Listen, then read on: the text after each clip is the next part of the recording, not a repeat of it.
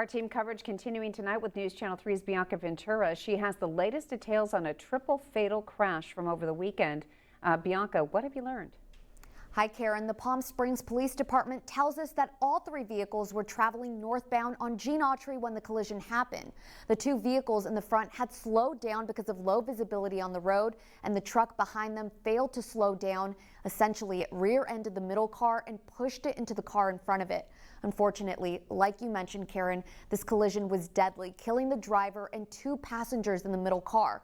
I spoke to Lieutenant Ariza with the Palm Springs Police Department to learn why they didn't close the road beforehand.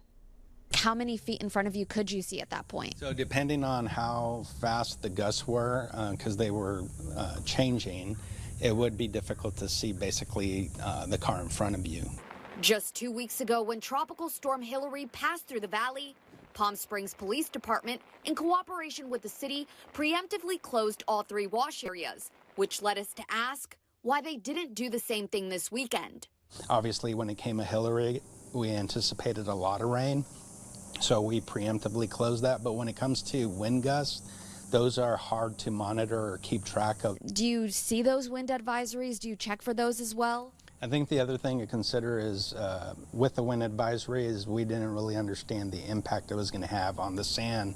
With the recent storms, it's caused a disruption in the sand, the way it's laid out throughout the desert. So a lot of the fine sand is now at the top. But low visibility and blowing sand has been a problem in the wash areas long before Hilary. So typically it's the job of our streets team to go out and take a look when they do reopen roadways. And if the wind was blowing and it was too dusty, they would have made a determination at that time that it was unsafe to do so.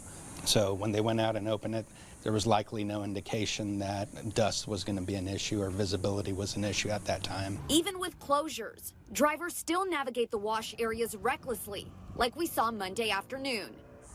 We've seen people ignore road closures and barricades like these. At times, people get out of their car and physically remove them.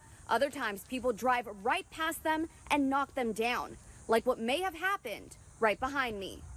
We asked the Palm Springs Police Department why they can't send out officers to the wash areas when road conditions are dangerous. Yeah, it's absolutely difficult because it requires a lot of manpower for each roadway. We need at least 2 officers to shut down the roadway, and that takes from our resources that are working other assignments.